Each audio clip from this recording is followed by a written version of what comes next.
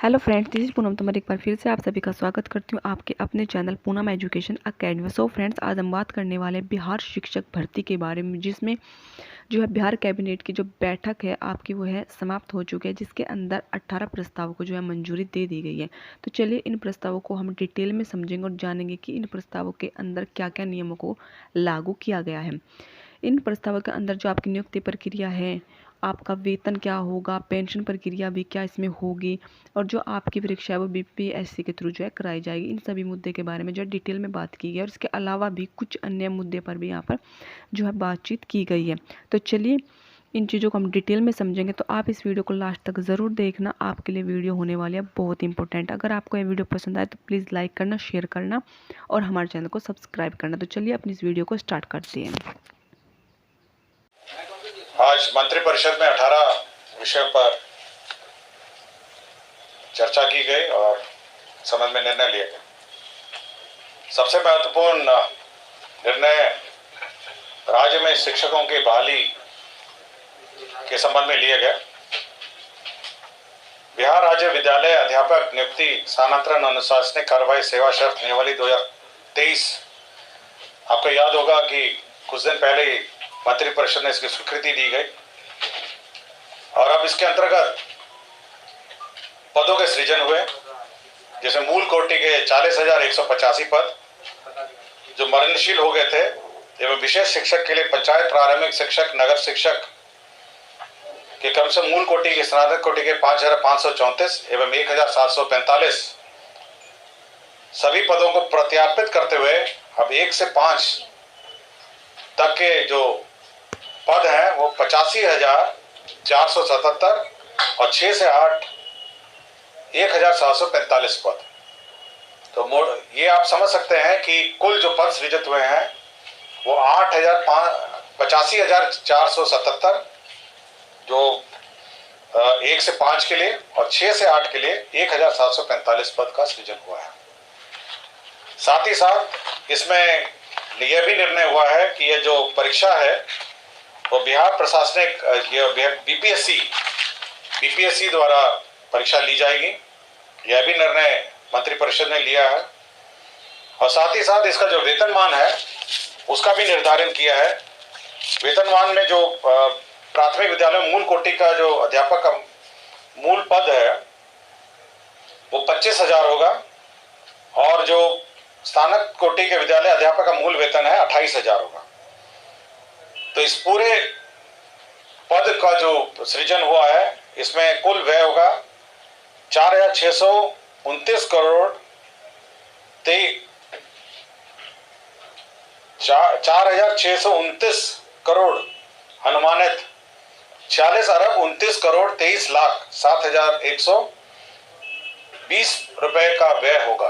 तो ये मंत्रिपरिषद ने जो टीचर्स का जो पद सृजन है आपका 1 से 5 और साथ ही साथ आपका 6 से 8 का पद सृजन, साथ ही साथ उसका मूल कोटि का वेतन निर्धारण और साथ ही साथ इसका जो नियुक्ति की प्रक्रिया है उसका भी निर्णय मंत्रिपरिषद ने आज लिया।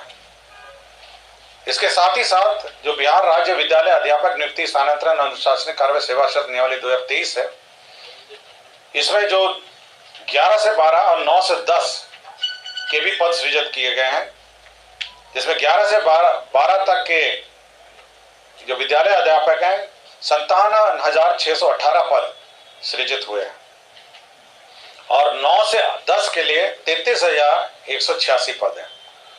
तो आप समझ सकते हैं कि 4 आंकड़े हैं जो महत्वपूर्ण हैं। 1 से 5 के हैं 85,477, 6 से 8 के हैं 1,745,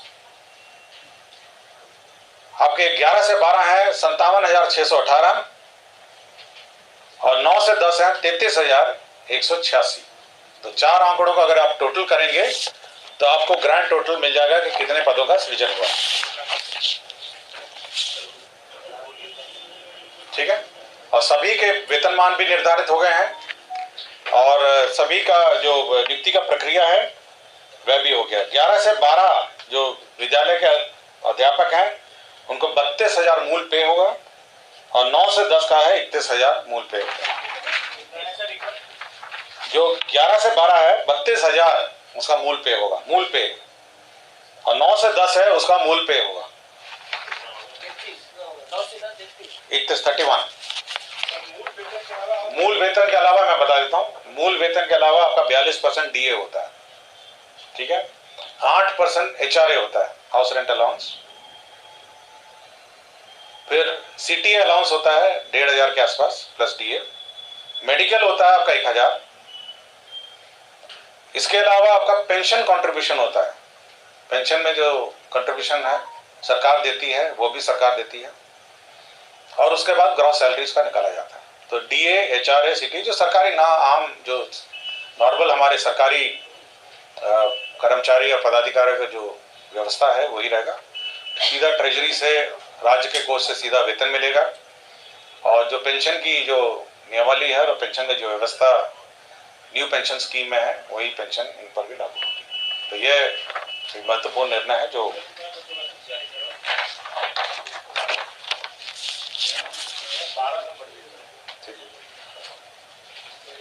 उन दोनों का मूल वेतन कितना बताया था सर? 1 से 5 वाला 1 से 5 में पढ़ देता हूँ फिर से। 25,000 है 1 से 5 का, 6 से 8 का है 28,000, 9 से 10 का है 31,000, और 11 से 12 है 32,000। अब इस पे आप 42% डीए जोड़िएगा, 8% एचआरए जोड़िएगा, फिर सीटीए जो होता है 1,500 का वो जोड़िएगा, फिर इस पे डीए और जोड़िएगा, फिर मेडिकल 1,000 जोड़िएगा, उसके बाद आपको नेट सैलरी आएगा। उसके बाद फिर पेंशन कंट्रीब्यूशन जो है सरकार देती है 14%, 14% सरकार का पेंशन कंट्रीब्यूशन होता है, वो 14% और जोड़िएगा, तब आप मोटा मोटी ग्रॉस सैलरी पे आएंगे, ठीक है। सर एक शिक्षक को कितना मिल जाएगा? अलग अलग कक्षा का अलग अलग होगा ना, अलग अलग का अलग अलग है। अगर लिखा हुआ तो बता दीजिए, जोड़ भी नहीं पाए। आप जोड़ लीजिएगा, मैंने बता दिया मंत्रि परिषद में ये टोटल नहीं था, मैं जितना मंत्रि परिषद के एजेंडा में है मैं बता, मेरे पास है, मैं आपको। सर ये कब तक फ्री हो जाएंगे? 1,78,000। देखिए ये राज्य सरकार का निर्णय है कि जल्द से जल्द इसको इमीडिएटली एग्जाम कंडक्ट किया जाए, उसको भरे जाए सारे बीपीएससी के सारे बीपीएससी का। टोटल 178 आ रहा है सर, 1,78,000। आप जोड़ लीजिए ना, मैं आपको जोड़ लिया ना आपने। देखिए अब टोटल आप एक बार फिर जोड़ लीजिए, 85,000 हो गए आपके प्राइमरी, 1,800 आपके हो गए, 1,800 कितने हुए? 18 है, 1,745 हो गए आपके, कितना हो गया आपके प्राइमरी हो गए 85,477, आपका मिडिल ये 6 से 8 हो गए 1,745, आपके 11 से 12 हो गए आपके 57,618, 57,618, और 9 से 10 हो गए 33,186। तो चारों का टोटल कर लीजिए अपना है टोटल, 1,78,000। और मोटा मोटी जो राज्य सरकार में जो बाहर पड़ेगा टोटल मतलब सब मिला के तो करीब 11,000 करोड़ का है, ठीक है ना। टोटल मैंने बता भी दिया आपको, 11,000 करोड़ आसपास इन सबका वेतन। ये आपने जो बताया सर 4,629 करोड़, एक आपने बताया टोटल कौन सा? हाँ टोटल मैंने बताया ना आपको, 4,000 अनुमानित है 46,029 करोड़ अनुमानित है, अरब 29 करोड़ 23 लाख है, एक अनुमानित ये है, और दूसरे में आपका अनुमानित मैं बता देता हूँ कितना होगा, 5,994 59 अरब 94 करोड़ 22 लाख 24,000, दोनों जोड़ लीजिए, ठीक है।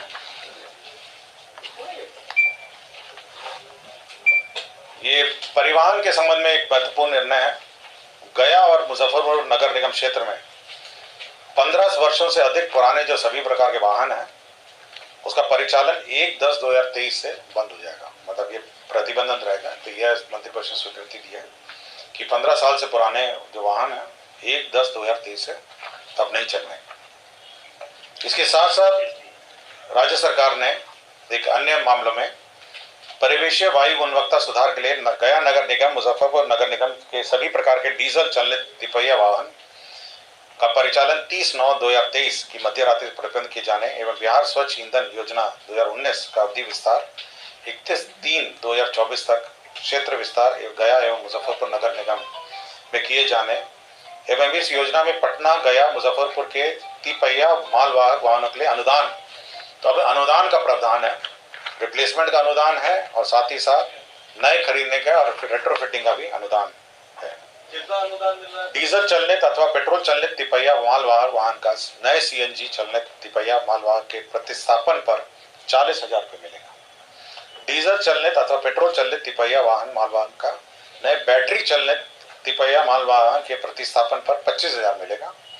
पेट्रोल चलित तिपहिया वाहन में सीएनजी किट लगाने रेट्रोफिटिंग पर 20,000 मिलेगा। तो तीन, एक 40,000 है, 25,000 है और 20,000। शिक्षा विभाग का एक अन्य मामला था जिसमें अल्पसंख्यक शैक्षणिक संस्थाओं में दर्जा देने का यह व्यवस्था की गई है। जो अल्पसंख्यक शैक्षणिक संस्था है इसके लिए शिक्षा विभाग को प्राधिकृत किया गया है, लेकिन शिक्षा विभाग प्राधिकृत मतलब अप्रूव करने के पूर्व अल्पसंख्यक कल्याण विभाग से अनापत्ति संचिका में लेते हुए यह अनुमान्यता निर्गत करेगी। तो यह एक महत्वपूर्ण निर्णय है। देखिए, अल्पसंख्यक शैक्षणिक संस्थाओं का दर्जा कुछ संस्थाओं को मिलता है, इसके लिए नियमावली अलग है। आपको जानकारी होगा कि इसके लिए अलग से नियमावली भारत सरकार की भी है और ये national commission for minority education institution act 2004 का एक एक्ट है, the national commission for minority education institution act 2004। इसके अंतर्गत प्रावधान है कि कैसे अल्पसंख्यक संस्थाओं को कैसे मान्यता दी जाए। तो ये अल्पसंख्यक जो स्कूल्स हैं, माइनॉरिटी स्कूल्स हैं, क्रिश्चियन स्कूल्स हैं, ये सारे स्कूल्स हैं जो स्कूल्स हैं। नहीं, कोई अप्लाई करेगा कि हम अल्पसंख्यक संस्था है, हम लोग हाई स्कूल चलाना चाहते हैं, हमको अल्पसंख्यक संस्था का श्रेणी का दर्जा दिया जाए, अल्पसंख्यक के विशेष के लिए है, तो उसमें ये प्रावधान है। ये एक्ट जो एक्ट मैंने आपको बताया, ये 2004 का एक्ट है, the national commission for minority education institution act 2004। इसमें एक अप्रोप्रिएट अथॉरिटी किसी को निर्धारित करना था जो ये अप्रूवल देगा। तो राज्य सरकार ने निर्णय लिया है कि शिक्षा विभाग इसका नोडल डिपार्टमेंट होगा और जब भी देगा तो अल्पसंख्यक जो डिपार्टमेंट है, अल्पसंख्यक जो डिपार्टमेंट है, विभाग है, उससे अप्रूवल लेने के बाद देगा। अभी तक सर इसका प्रावधान पहले कुछ था क्या? पहले ये बहुत ही पुराने एक नियम से चलता था, मेरे ख्याल से 1969 या किसी का कोई नियम से चलता था। तो अब ये जो लेटेस्ट एक्ट के आधार पर ये दिया जाएगा। पहले बहुत पुराना एक नियम था, इसके आधार पर दिया जाता था, अब ये नए नियम दिया। मैं आपको कैबिनेट का निर्णय कम्युनिकेट कर रहा हूँ, ये विभाग आपको बताएगा कितना। ये अभी अप्लाई, ये जो नए जो अप्लाई करेंगे उनको मान्यता देने के लिए ये प्रावधान। ये निजी जो चलाते हैं वो लोग अप्लाई करेंगे। हाँ, जो कहेंगे कि हम अल्पसंख्यक संस्था, हमारा रजिस्ट्रेशन अल्पसंख्यक संस्थाओं में होना चाहिए, उनको अलग से कोई प्रिविलेजेस भी हैं, तो उनका रजिस्ट्रेशन की प्रक्रिया और उनको मान्यता देने की प्रक्रिया सरकार, राज्य सरकार ने निर्धारित की है। इसमें क्या फाइनेंशियल एड भी होगा सर? कुछ फाइनेंशियल एड? ये अभी केवल मान्यता है, तो पहले तो मान्यता है, उसके बाद एडमिशन की कुछ प्रक्रियाएं हैं, कुछ छूट है, ये सब है। तो पहले ये मान्यता है कि अल्पसंख्यक एजुकेशन संस्था का मान्यता। Basically they will be governed by state government education. ये जो रूल्स हैं, जो एक्ट है, उसके प्रावधान में वो होंगे और अल्पसंख्यक शैक्षणिक संस्थाओं को मान्यता प्राप्त करेगा। ठीक है ना। समाज कल्याण में पहले आपको याद होगा कि 10,000 बैटरी चालित ट्राईसाइकिल उपलब्ध कराने का निर्णय राज्य सरकार ने पिछले साल लिया था, तो इस साल भी लागू होगी, लेकिन ये जो 10,000 की लिमिट है उसको राज्य सरकार ने शिथिल कर दिया है। तो जितना बजट होगा उतना हम लोग, जितनी आवश्यकता होगी उसके अनुसार हम लोग इसको वितरण करेंगे। तो 10,000 की सीमा है वो बंद कर दी है, शिथिल कर दिया है और साथ ही साथ इस वर्ष भी योजना चालू है। भारत सरकार की एक योजना है, महिला एवं बाल विकास मंत्रालय भारत सरकार वित्तीय वर्ष 2022-23 एवं 25-26 तक मिशन शक्ति योजना को स्वीकृत किया है। इसमें 59,80,52,417 रुपए है। तो बेसिकली इसमें जो भारत सरकार ने विभिन्न योजनाएं थी, उनकी मल्टीपल छोटी छोटी योजनाएं थी, उसको कंबाइन करके उसको मिशन शक्ति योजना करके उन्होंने नाम दिया है। और 59,80,52,417 का इसमें योजना होगा। इसमें भारत सरकार का अंश होगा 50,65,93,9297 और बिहार सरकार का इसमें राज्य अंश होगा 9,14,59,120। ये एक महत्वपूर्ण योजना है भारत सरकार की जो स्वीकृत हुआ है। इसमें आप पब्लिक को कैसे क्या सुविधा मिलेगी? इससे सारी पुरानी ऑनगोइंग योजनाएं हैं, जैसे वन स्टॉप सेंटर है, आपका वन स्टॉप सेंटर महिलाओं के लिए चलता है, बेटी बचाओ बेटी पढ़ाओ घटक है, महिला हेल्पलाइन चलता है इसमें, और प्रधानमंत्री मातृत्व वंदना योजना है। ये सारी 4 योजनाएं हैं जो चलती थी, इसको कंबाइन करके एक योजना करा गया। पंचायती राज विभाग में अब हर पहले जो लेखापाल और आईटी सहायक है वह सीमित थे, जिसमें 4 या 2 करके कंबाइंड हम लोगों ने सैंक्शन किए थे। अब हर पंचायत में लेखापाल से आईटी सहायक का लिए 6,570 पदों का सृजन किया गया है। ये संविदा आधारित होगा। पहले 4 पंचायतों पे 1 के दर से कुल 2,096 थे, इसको बढ़ा के 6,570 कर दिया गया। तो हर पंचायत में अब लेखापाल से आईटी सहायक अब पदस्थापित होगा।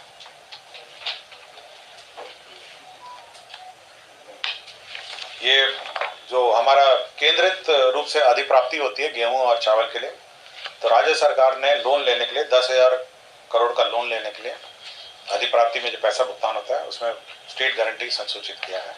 यह इस पर अनुमति दी गई है। 2000 पंचायत सरकार भवन के निर्माण की स्वीकृति राज्य सरकार ने दी है। इसमें 41,71,16,00,000 रुपए व्यय होंगे।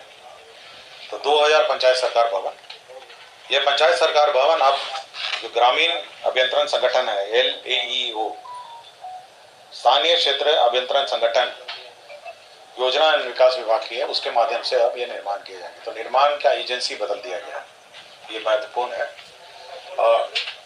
जो LAEO है ना, ग्रामीण जो ग्रामीण जो नहीं ये स्थानीय क्षेत्र अभियंत्रण संगठन जो लोकल एरिया इंजीनियरिंग ऑर्गेनाइजेशन, जो स्थानीय क्षेत्र है, जो मुख्यमंत्री क्षेत्र विकास योजना का कार्यान्वयन करते हैं, बहुत सारी योजनाएं कार्यान्वयन करते हैं स्थानीय क्षेत्र में, तो उनके माध्यम से यह निर्माण होंगे। तो 2000 हमारे पंचायत सरकार भवन होंगे और सभी पंचायत सरकार भवन का अलग अलग टेंडर निकलेगा, मतलब कोई क्लबिंग नहीं होगा। एक पंचायत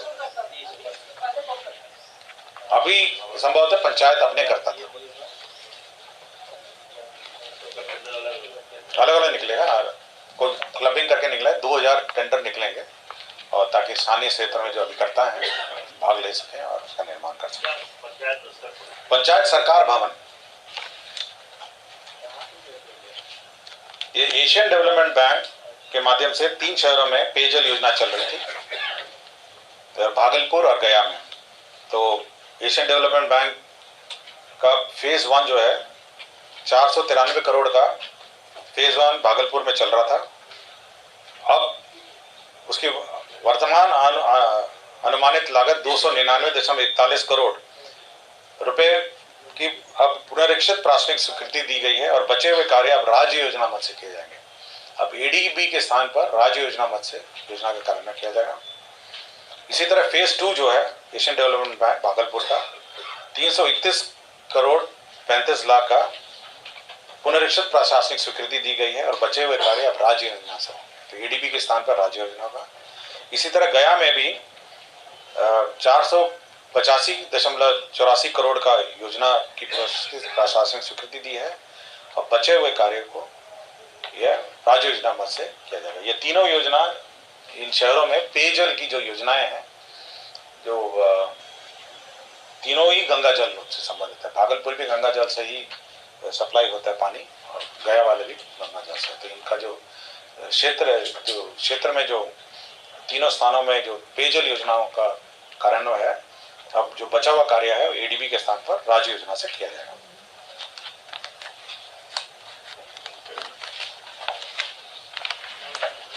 ये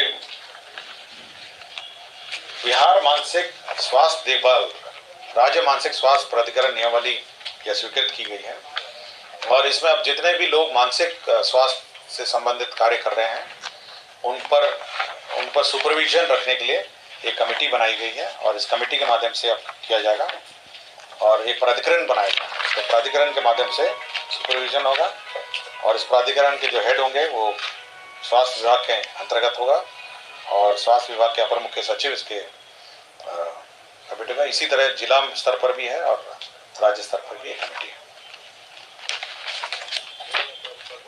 अपराध अनुसंधान विभाग के अंतर्गत विधि विज्ञान प्रयोगशाला सहायक निदेशक राजपुर समूह ख वेतन सर 7 के पद पर बिहार लोक सेवा पटना के अनुशंसा के आलोक में श्रीमती रोजी श्रीवास्तव सहायक निदेशक को बर्खास्त कर दिया गया है। ये एक निर्णय लिया गया है।